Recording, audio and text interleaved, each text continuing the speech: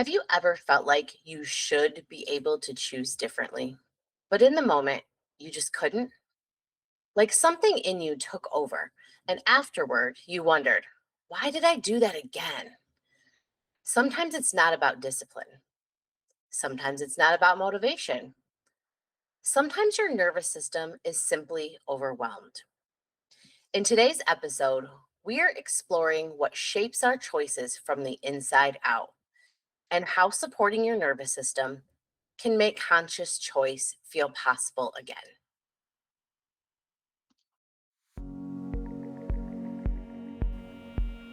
Welcome to Shine Bright with Coach Sarah Kay. I'm Sarah, your go to coach for mindset, money, relationships, and all the little things life throws your way. Here, we blend human design with real life tools so you can heal, grow, and create a life that feels like you. I'll share stories, strategies, and soul shifts to help you shine brighter than ever before. Grab your favorite comfort beverage and let's chat.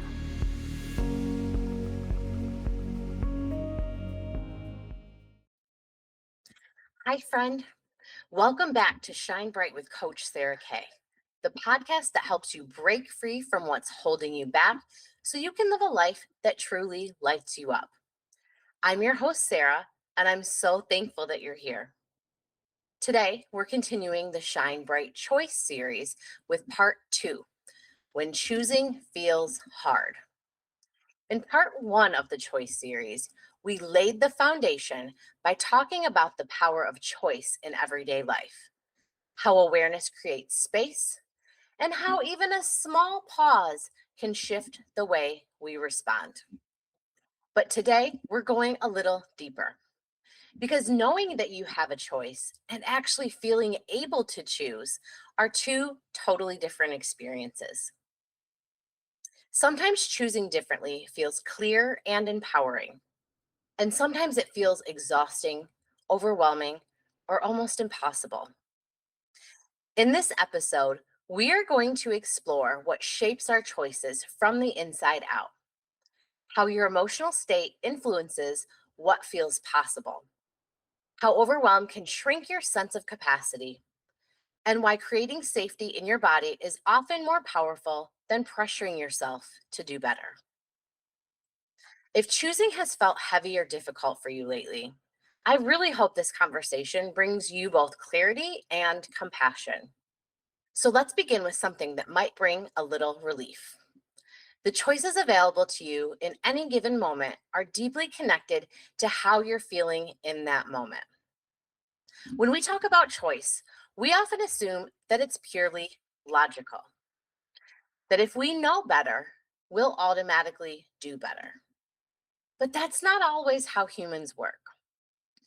You choose from your nervous system first and your thoughts second. When we are calm, we have a wider perspective. When we are anxious, we have a narrowed focus. When we are hurt, we have protective responses. When we are exhausted, we fall back into our default habits. Our brain is always scanning for safety. And when it senses stress, it prioritizes protection over possibility. Think about a time when you were calm and grounded. You probably had access to patience, perspective, and maybe even creativity. Now think of a time when you were overwhelmed, emotional, or stressed out. Suddenly your options shrink. Everything feels urgent and reactions feel automatic.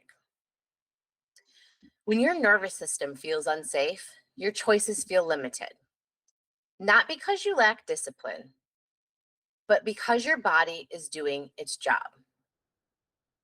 Now, the goal here isn't to force better decisions. The goal is to create enough internal safety that better decisions become available. Safety allows the thinking brain to come back online. Safety widens perception. Safety reduces urgency. When your body feels safe enough, you gain access to more versions of yourself.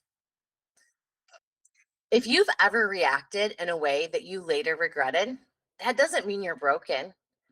It likely means your nervous system was really overwhelmed. And overwhelmed nervous systems don't make expansive choices, they make protective ones.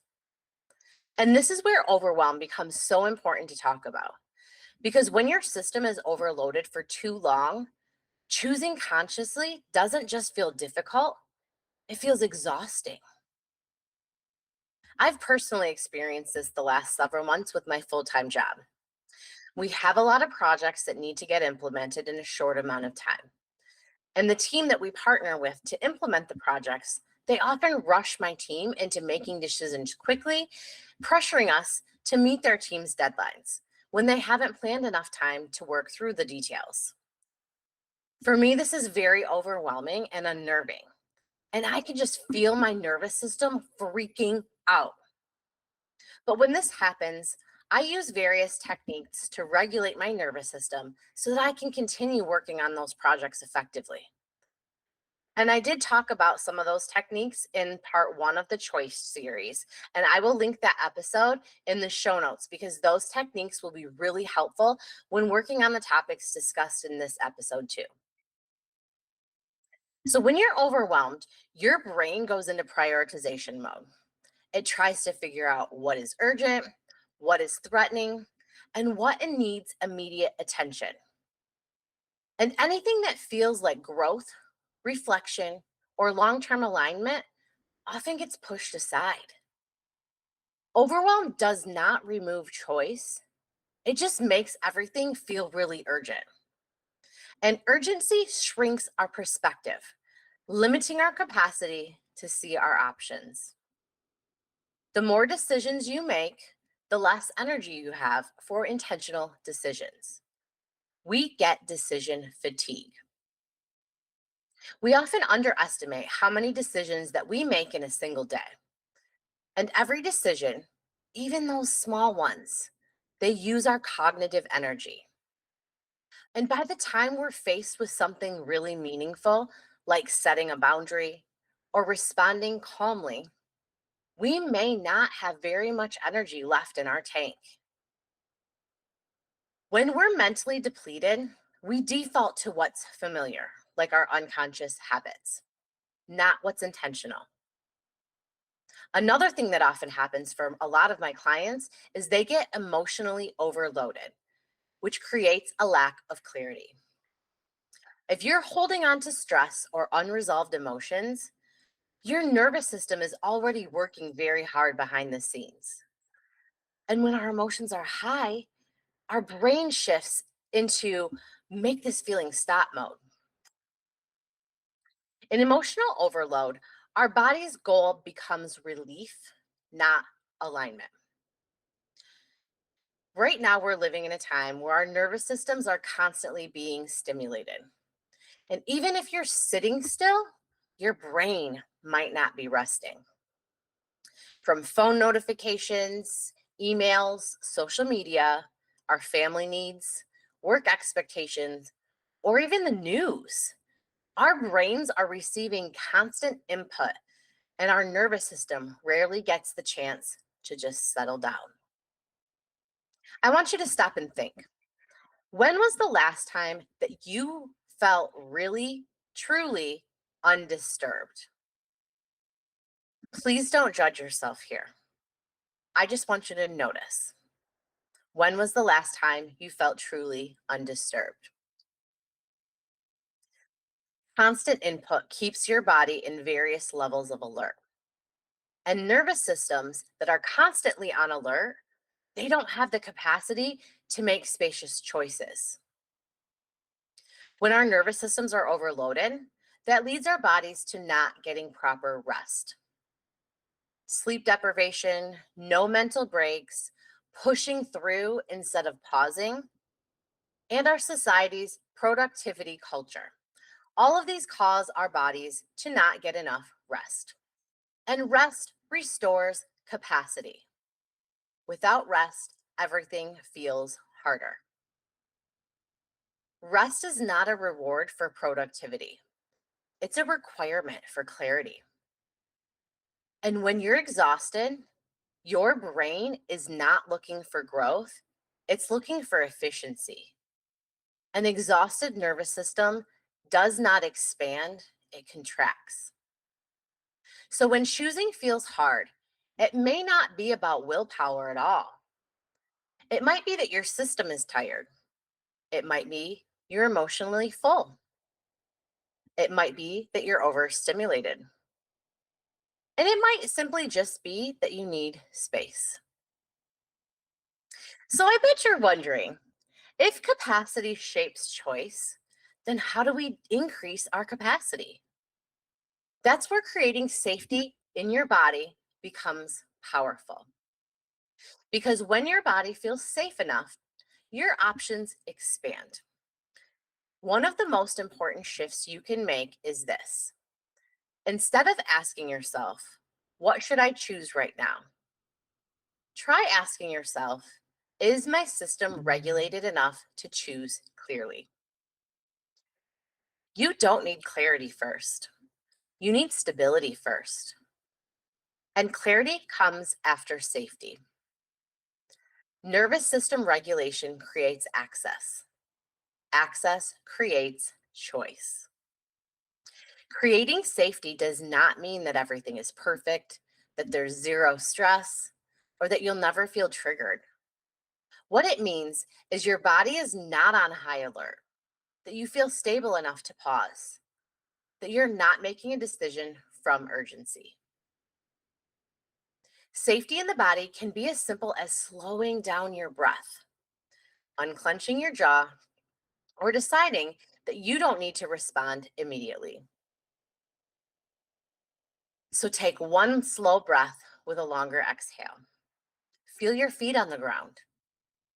Name what you're feeling. Give yourself permission to delay a decision. Sometimes the most powerful choice in an overwhelmed moment is choosing not to decide yet. This is something that I've personally been working on for myself recently, especially at work. With as fast pace as our projects are moving and how quickly other people expect answers from me, I get overwhelmed really easily. So I'm trying to remember that I can take some time before responding to them.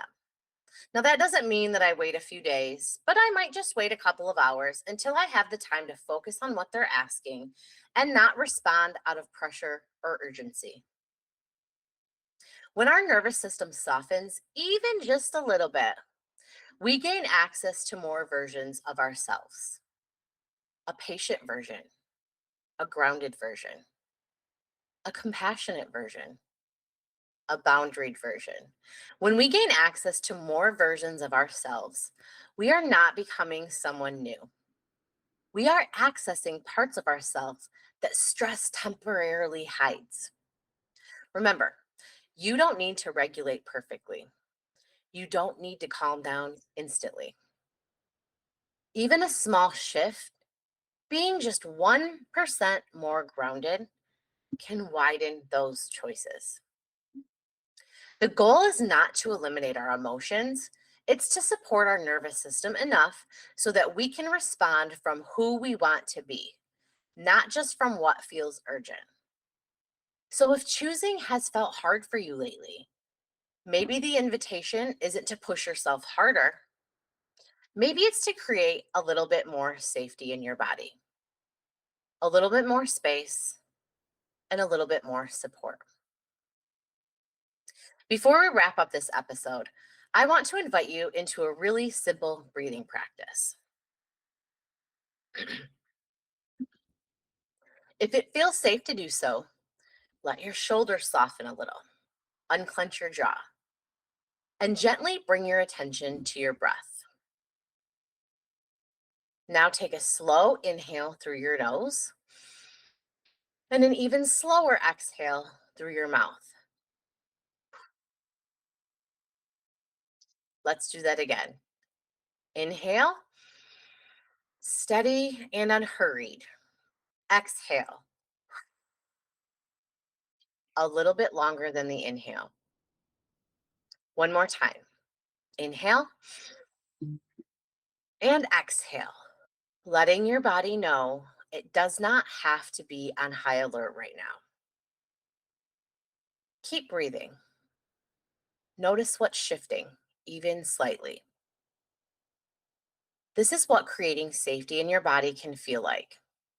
Not dramatic, not forced, just a small widening of space.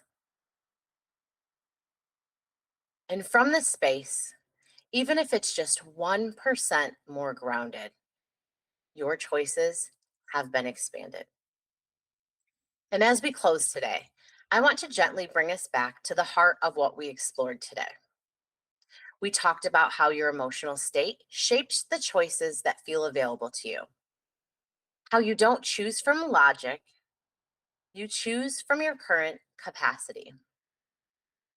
We talked about overwhelm and how it does not remove choice, but it does shrink your sense of space. And when everything feels urgent, conscious choice feels exhausting. Finally, we talked about creating safety in your body, even how a small moment of regulation can expand what feels possible. So, if you take one thing from today's episode, let it be this. When choosing feels hard, it may not be about willpower, it may be about capacity. And capacity can be supported. Sometimes that support looks like rest, sometimes it looks like a boundary, and sometimes it looks like one slow breath, the same breath that we just practiced. Even that small pause can widen your world more than you realize. In part 3 of the Shine Bright Choice series, we are going to look at another layer: how identity, past conditioning, and old patterns shape what we believe we're allowed to choose. Because sometimes it's not just about feeling safe, it's about who we've learned to be. If today's episode resonated with you, please share it with someone who might need this reminder. And if you haven't already, take a moment to follow the Shine Bright with Coach Sarah K podcast and leave a comment or a review, because your words not only encourage me, they help this message reach more people who need it. And truly, thank you so much for being here. Thank you for listening, for reflecting, and for doing this inner work alongside me. It means more than you'll ever know. A quick reminder that I'm taking applications to be a guest on my podcast. So if you've overcome challenges, shifted your mindset, or have some wisdom to share, I would love to feature you on the Shine Bright with Coach Sarah K podcast. Your story matters. So go to my website at shinebrightmindsetcoaching.com/podcast and click the Apply Now button to let me know that you would like to be a guest. I also wanted to quickly thank Shine Bright Mindset Coaching, LLC, for sponsoring today's episode. Until next time, may you give yourself the space to pause, the grace to soften, and the courage to choose from who you're becoming. See you next time, friend.